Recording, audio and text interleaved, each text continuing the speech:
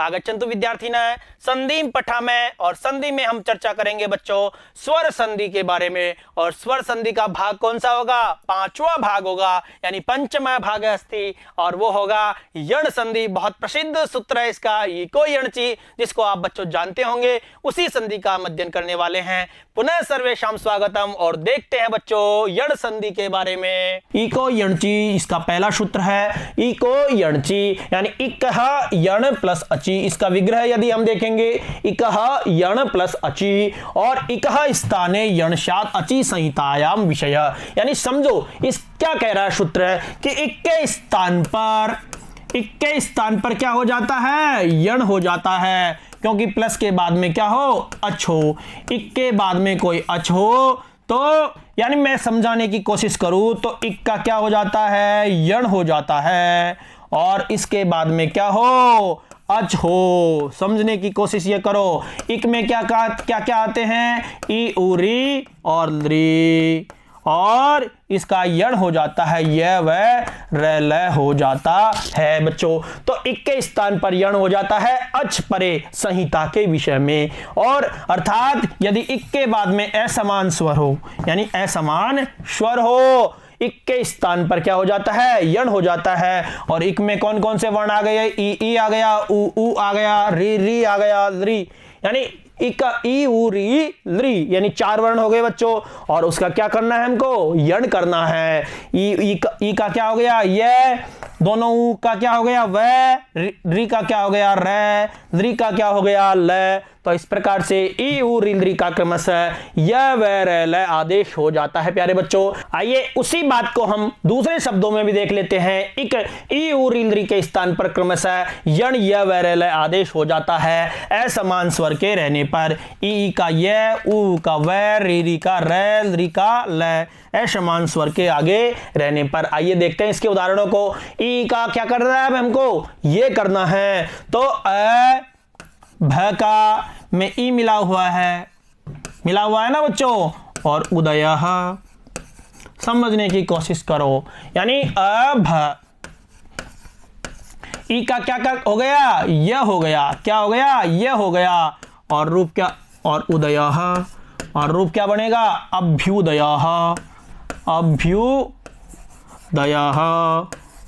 उसी प्रकार से गौरी प्लस आत्मजः क्या बनेगा? गौरी। गौर।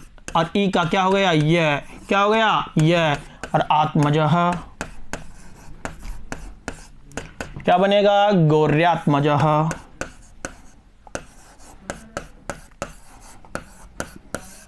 उसी प्रकार से प्रति प्लस एकम का प्रत्येकम।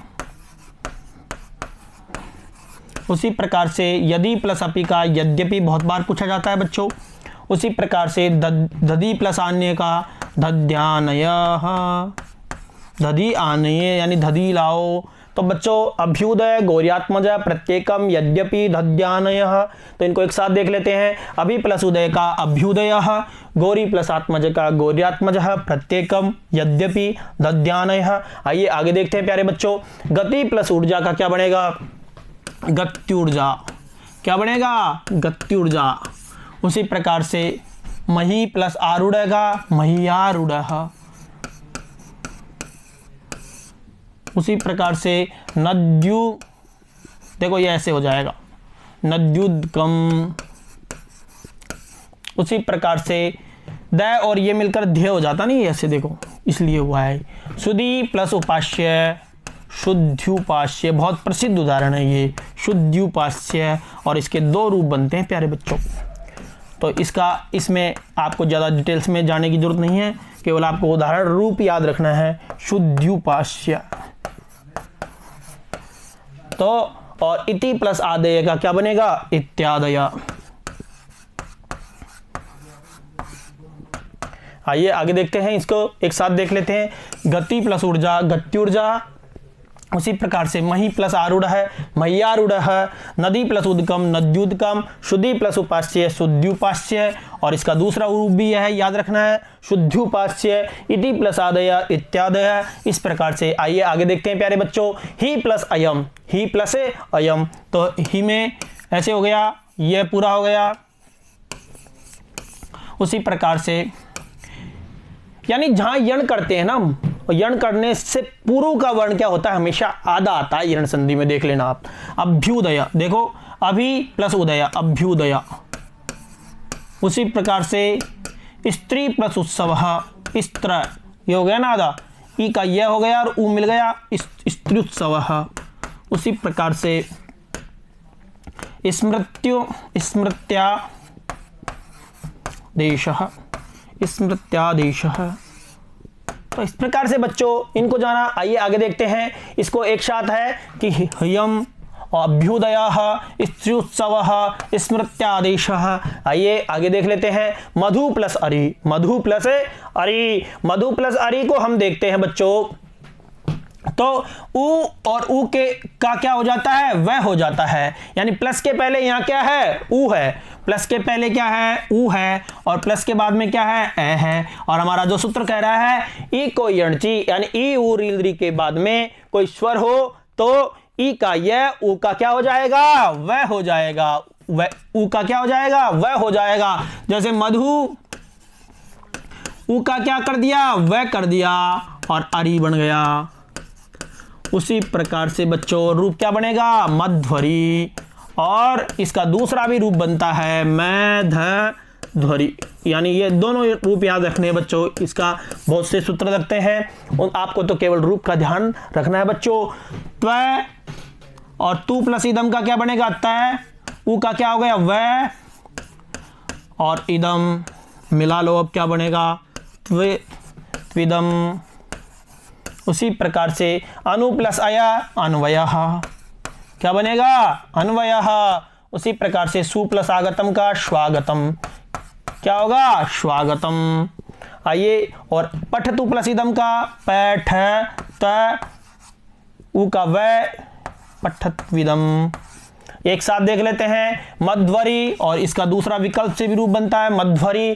तु प्लस इदम त्विदम, अनु प्लस अयः अन्वयः, सु प्लस आगतम स्वागतम, पठतु इदम पठत्विदम। तो इस प्रकार से आइए आगे देखते हैं प्यारे बच्चों। धातु प्लस आदेशः क्या बनेगा, धात्वादेशः, क्या बनेगा, धात्वादेशः। और तन्वंगी क्या बनेगा, तन्वंगी। लघु प्लस आदेश का लघ्वादेशः। उसी प्रकार से गुरु आज्ञा, गुरु प्लस आज्ञा का गुरुआज्ञा। चारवंगी, चारु प्लस अंगी का चारवंगी। एक साथ देख लेते हैं। धातु प्लस आदेश का धात्वादेशः, तनु प्लस अंगी का तन्वंगी, और लघु प्लस आदेश का लघ्वादेशः, गुरु प्लस आज्ञा का गुरुआज्ञा, चारु प्लस अंगी का चारवंगी। आइए आगे देखते हैं प्यारे बच्चों। यवागु प्लस आशा, यवागु की आशा, तो क्या बनेगा, यवा गए आधा हो गया, उ का क्या हो गया, वह हो गया, वह, और वह में आ मिला तो क्या बना, यवाग्वाशा। और इसका क्या बनेगा, वद्भाषा, और इसका क्या बनेगा, वद्वागमन, वद्वागमनम। और इसका क्या बनेगा, देखो ये श्री ण, और उ का व्यय हो गया शृण्विदम। तो बच्चों आइए इनको एक साथ देख लेते हैं। यवाग्वाशा, यवाग्वाशा, वधु प्लस आशा, वद्वाशाः, वधु प्लस आगमनम, वद्वागमनम, और शृणु प्लस इदम, शृण्विदम। तो इस प्रकार से बच्चों आइए आगे देखते हैं प्यारे बच्चों। री और री मिलकर री या री के का क्या हो जाता है, र हो जाता है बच्चों। देखो यानी री के बाद में क्या हो, कोई अच हो, स्वर अच, तो क्या हो जाता है, उसका र हो जाता है। यही समझने की कोशिश है बच्चों। तो पी त, री में क्या है, और ये री है, और री के बाद में ई है, और इस री का क्या हो गया, र हो गया प्यारे बच्चों। और इस री का क्या हो गया, र हो गया। आगे इच्छा है, अब मिला लो। तय और र मिलकर क्या हो जाता है, त्र, पित्र। तो इसमें ई मिला, पितृच्छा। उसी प्रकार से मातृ प्लस उत्सव है, मातृत्सव। गंत्री प्लस एदः, गंत्रेदः। यात्री प्लस ओदनम क्या बनेगा? यात्रोदन। उसी प्रकार से धात्री प्लस अंश है धात्रंशः। आइए बच्चों इनको एक साथ देख लेते हैं। पितृ प्लस इच्छा का क्या बनेगा? पितृइच्छा। मातृ प्लस उत्सव का क्या बनेगा? मातृउत्सवः। गंत्री प्लस एदः गंत्रेदः। यात्री प्लस ओदन यात्रोदन। और धात्री प्लस अंशय का क्या बनेगा? धात्रंशय। एक साथ आइए पितृ प्लस अंशय को देखते हैं। पी और त और री का क्या हो गया? र प्लस अंशः क्या बनेगा? पितृंशः। उसी प्रकार से मात्रंक क्या है? पित्राज्ञा। उसी प्रकार से पित्राधीनम पित्राधीनम। तो आइए आगे देखते हैं प्यारे बच्चों। पितृ प्लस अंशः पितृंशः। मातृ प्लस अंकः मात्रंकः। पितृ प्लस आज्ञा पित्राज्ञा। पितृ प्लस अधीनम पित्राधीनम। आइए लय वाले देखते हैं। यानी ई उ री का हमने देख लिया। अब लृ का क्या हो जाता है? लय हो जाता है। लृ का क्या हो जाता है? लय। जब कोई स्वर हो पास यानी लृ के बाद में तो लृ का क्या कर दिया? लय कर दिया। और आकृति क्या बनेगा? लाकृति ही। क्या बनेगा? लाकृति ही। उसी प्रकार से लय हो गया और लय में आई मिला तो लैश्वर्यम। लकार है लृ प्लस अकार है लकार है। लाधारितम लय में आ मिला तो लाधारित हो गया लाधारितम। उसी प्रकार से बच्चों गस प्लस लृ तो गश लय। लृ का क्या हो गया? लय। लय में आ मिला तो लादेश है गसलादेश। तो क्या बना? गसलादेश है। आइए तो लृ प्लस आकृति लाकृति हो गया। लृ प्लस ऐश्वर्यम लैश्वर्यम हो गया। और लृ प्लस अकार है लकार हो गया।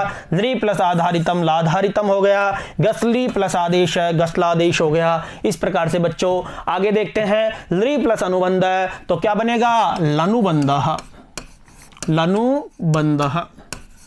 बस कुछ नहीं करना, लृ का लय करना है और लय अर्ध लय होगा और उसमें ए मिला तो लय पूरा हो गया।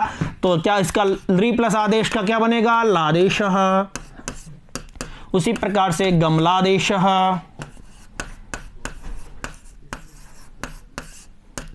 लंगः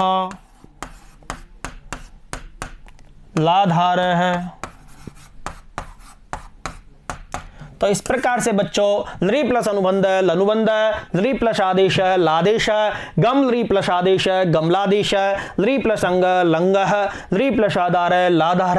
आइए बच्चों इसको एक साथ देख लेते हैं। लनुबंध और लृ प्लस आदेश का लादेश हो गया। गम लृ प्लस आदेश गमलादेश हो गया।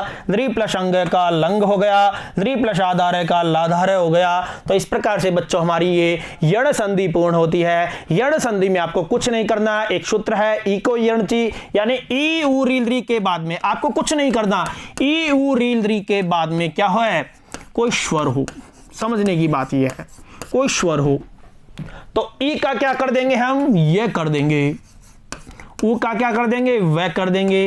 री का क्या कर देंगे? रे कर देंगे। लृ का क्या कर देंगे? लय कर देंगे। बस और कुछ नहीं है, यण संधि कंप्लीट हो गई है। और लेकिन ये ध्यान रखना री में तय और रे मिलकर क्या होता है? त्रय होता है बच्चों, त्रय होता है। तो इस चीज का भी हमको ध्यान रखना है।